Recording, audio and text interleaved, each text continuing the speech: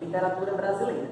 Para a gente poder iniciar, eu coloquei aqui que a literatura brasileira, o que vem a ser a literatura brasileira.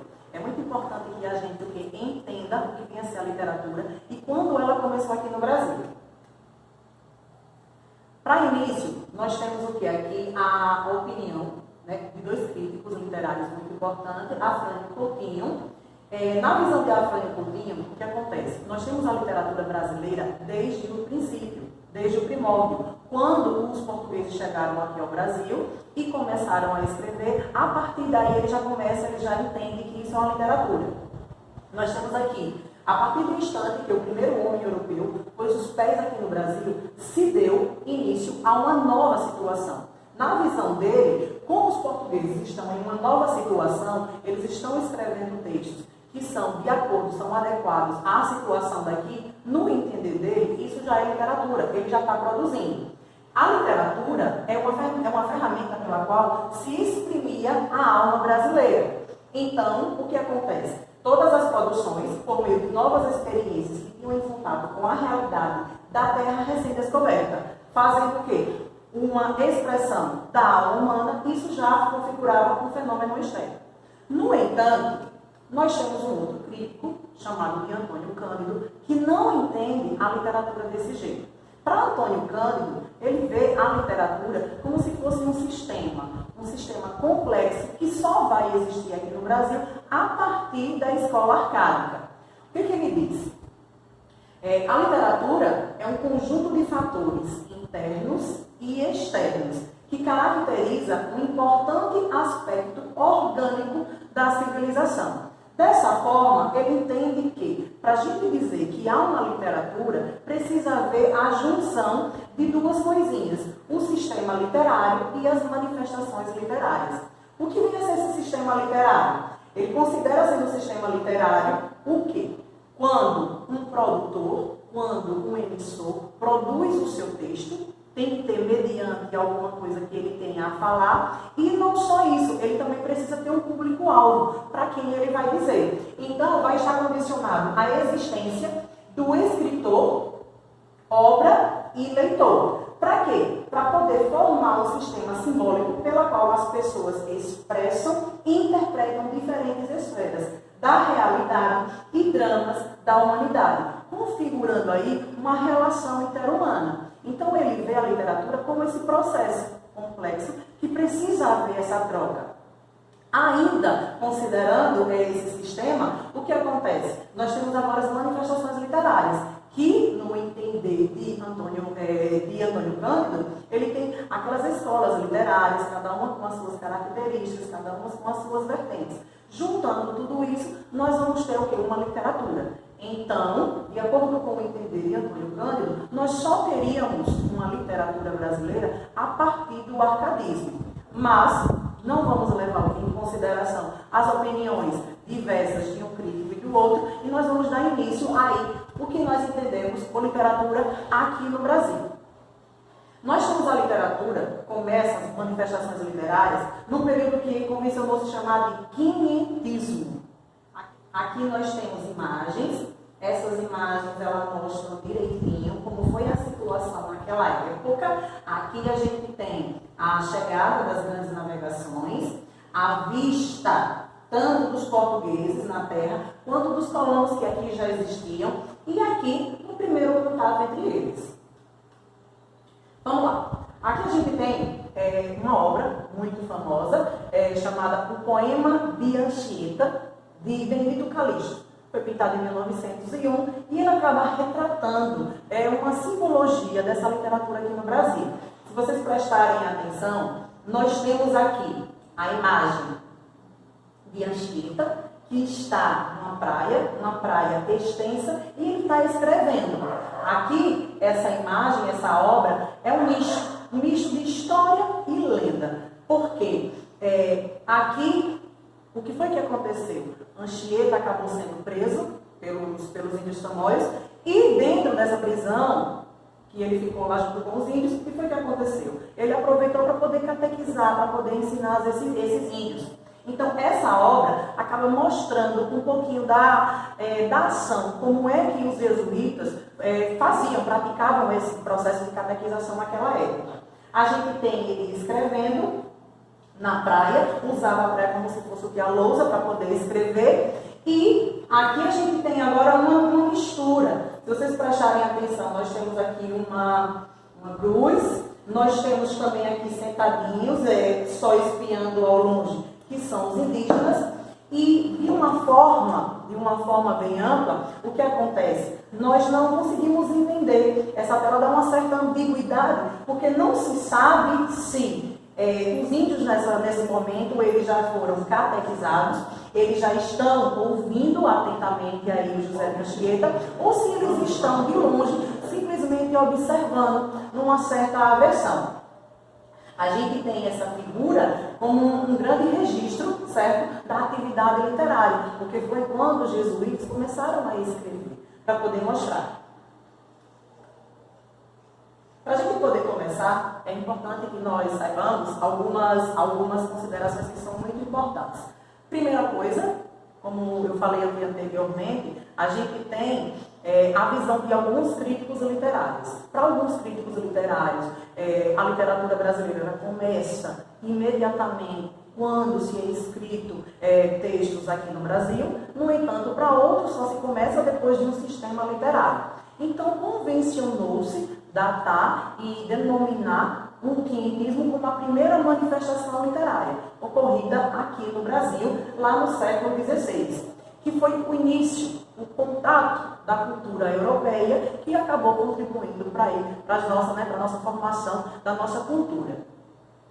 Ela inicia no ano de 1500, aqui, e se estende até 1601, quando começa uma nova estética literária chamada de Barroco. Qual é o marco inicial? O que dá início aí ao quinhentismo? É a carta é do rei Dom Manuel, sobre o achamento do Brasil, que foi escrita por Pero Vaz de Caminha. Os escritores eram europeus, por isso não é considerado um estilo estético. O que é que acontece? Por que é que alguns críticos dizem que nós não temos uma estética brasileira? Porque como eram europeus, como eram escritores europeus, entende-se que era uma literatura europeia que acabou sendo feita aqui no Brasil. Mas nós temos como a primeira manifestação literária. Continuando aqui, para a gente poder entender a literatura, nós sabemos que a literatura é nada mais, nada menos que um resultado de uma interação humana, faz com que ele expresse. E para a gente saber o que é que o ser humano está se expressando, o que é que ele está passando, nós precisamos entender o contexto histórico, a situação em que eles estavam vivendo. O que é que acontecia lá no início no Brasil e antes do Brasil em Portugal, naquela época, quando tudo começou? Primeiro, a gente tem Portugal, foi o primeiro estado moderno que iniciou seu processo de expansão marítima em 1415, aventurando-se a além-mar a fim de conquistar mais e mais terras para poder expandir aí o seu poder. O feudalismo estava entrando numa certa transição, dando lugar lentamente ao mercantilismo, e os monarcas daquela época estavam de olho lá na economia do Oriente, que estavam aqui ansiando as especiarias e os artigos de luxo que esses países do Oriente ofertavam. No entanto, o que acontecia? O poder desses países no Oriente estava sendo monopolizado por países da Itália, e o que aconteceu? Eles acabaram aumentando as taxas, que fez com que o rei de Portugal daquela época procurasse outros meios para que diminuísse os gastos com que eles estavam tendo naquela época.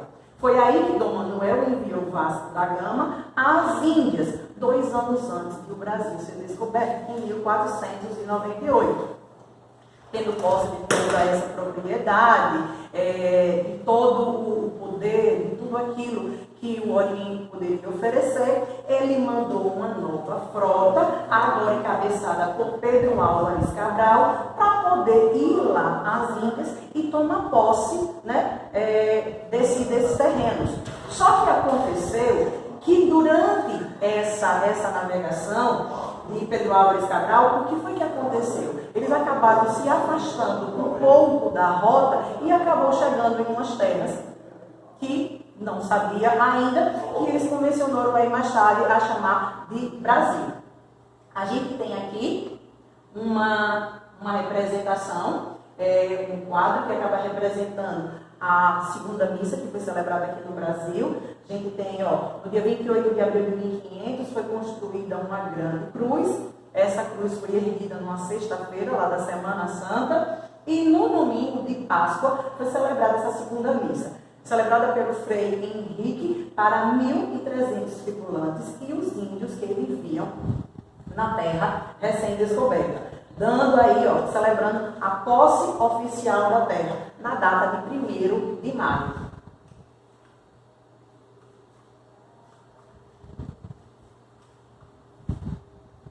Falando em literatura, nós precisamos sempre falar em manifestações literárias. Se a literatura é uma expressão da alma humana, é a gente se expressar através das palavras, quando se fala em literatura, nós sempre vamos trabalhar o quê? As manifestações literárias. Quais foram os textos que foram escritos em determinada época? Na época do quinhentismo, nós tivemos 2 tipos de literatura. A literatura de informação e uma literatura de catequese. Como o próprio nome já diz, a literatura de informação era a respeito de descrever, passar à coroa portuguesa todas as informações que estavam acontecendo na época da colonização da Nova Terra. E a literatura de catequese, que ficou a cargo dos jesuítas, que tinham a missão de catequizar os índios, de ensinar esses índios a cultura europeia e também propagar a fé religiosa. Literatura de informação. Ela é também chamada de literatura de viagem, porque ela vai relatar todas as viagens marítimas que aconteciam naquela época, no processo de expansão. Era composta não só por cartas, nós tínhamos cartas, como a carta do Pero Vaz de Caminha, nós tivemos roteiros e também tivemos diários de bordo. Nesses processos, nesses textos, a principal temática eram as viagens marítimas, mas além das viagens marítimas, eles acabavam falando, descrevendo tudo aquilo que acontecia. Entre essas coisas, entre esses acontecimentos, a gente tem também até os naufrágios, as doenças, as mortes, tudo aquilo que acontecia. A literatura de informação tem um caráter utilitário, informativo, descritivo e histórico. A princípio, nós temos o quê? A função de informar, de descrever todo o processo de colonização que estava acontecendo, como foi esse contato com os novos povos. Eles documentam o início do processo civilizatório, os diferentes momentos da viagem, a descrição da nova terra, inclusive as desgraças, doenças sofridas e o contato com os nativos. Os autores que nós temos dentro da literatura de informação, além de Pero Vaz de Caminha, que é o maior nome, o escritor da Carta de Achamento do Brasil, nós tivemos também Pero de Magalhães Gândalo, Pero Lopes de Souza e Gabriel Soares de Souza. Aqui nós temos alguns trechos da Carta de Pero Vaz de Caminha, são trechos muito importantes, a carta é extensa, mas dentro dessa carta nós tivemos alguns trechos que mais tiveram um impacto, que acabou mostrando como foi esse início, como foi esse primeiro contato, tanto com a terra quanto com os índios.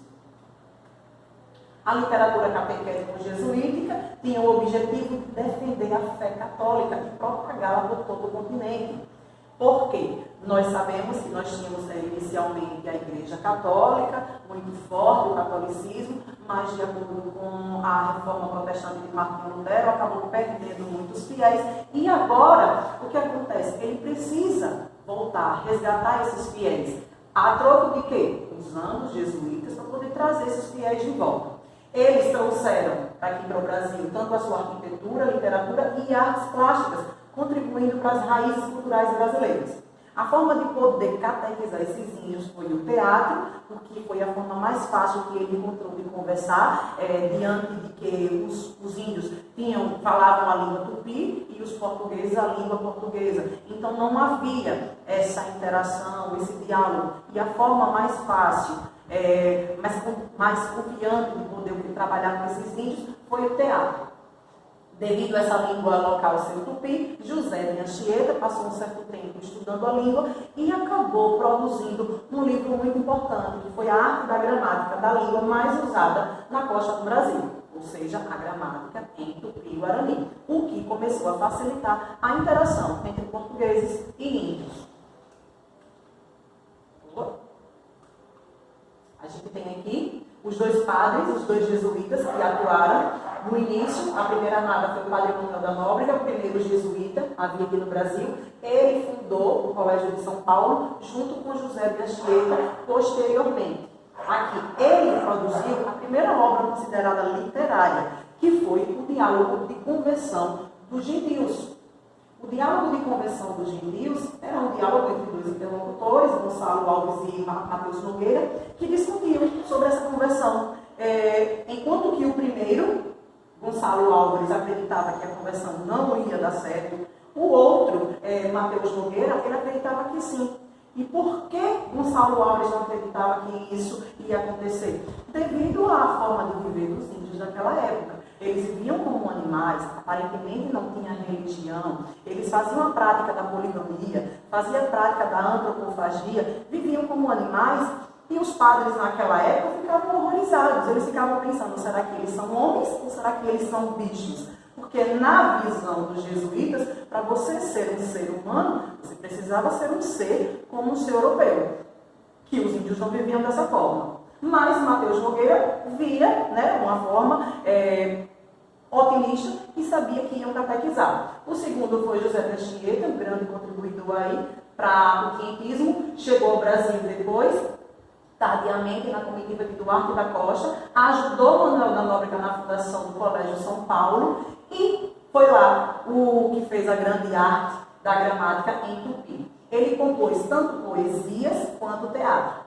Uma das poesias foi aquela que eu mostrei logo no início, na obra, que ele estava compondo o poema Poesia à Virgem. Aqui tem só um trecho dela. Agora uma questão no Enem. Como é que o quinhentismo é cobrado no Enem? A gente sabe que o Enem gosta muito de misturar, comparar os textos. Então aqui nós temos o que? Um texto verbal com um texto não verbal. O trecho do texto é um trecho da carta de Pero Vaz de Caminha, que diz bem assim: andaram na praia quando saímos 8 ou 10 deles, e daí a pouco começaram a vir mais. E parece-me que viriam este dia à praia 400 ou 450. Alguns deles traziam arcos e flechas, que todos trocaram por carapuças ou por qualquer coisa que eles davam. Andavam todos tão bem dispostos, tão bem feitos e galantes com suas tinturas, que é muito agradável. O segundo texto, nós temos aqui uma obra. Essa obra faz parte da vanguarda, do autor Portinari.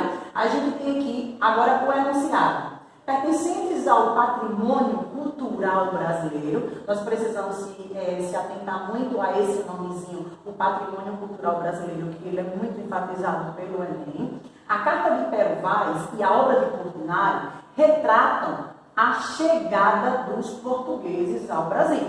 Olha o enunciado. Nós temos o quê? Se todos dois pertencem ao patrimônio cultural brasileiro e considerando que o primeiro é a Carta de Pero Vaz, escrita lá no ano de 1500, e que nós temos uma obra de Portinari, um vanguardista, é totalmente diferente. O que que nós temos aí? Da leitura dos textos, o que que nós constatamos? Aí vamos analisar aqui as alternativas.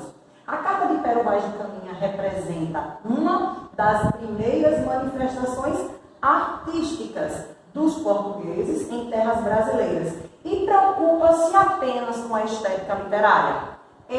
Essa alternativa está totalmente errada, porque o que acontece?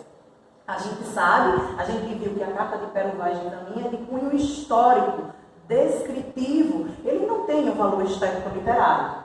Letra B. A tela de Portinari retrata indígenas nus com corpos pintados, cujo grande significado é a afirmação da arte acadêmica brasileira e a contestação de uma linguagem moderna.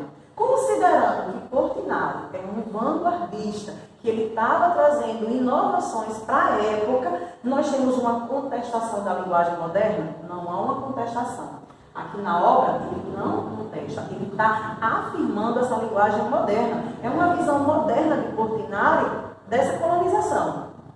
Letra C.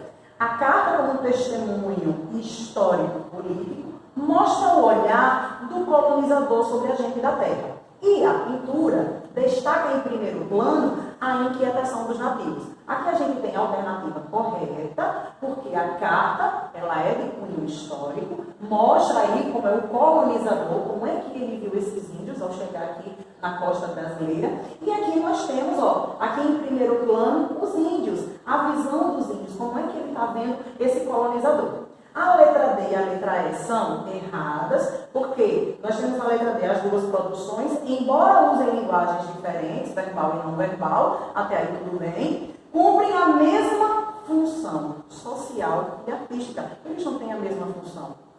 Letra E, a pintura de e a carta de caminha são manifestações de grupo étnicos diferentes, produzidas em um mesmo momento histórico. Retratando a colonização, nós temos aqui momentos históricos diferentes.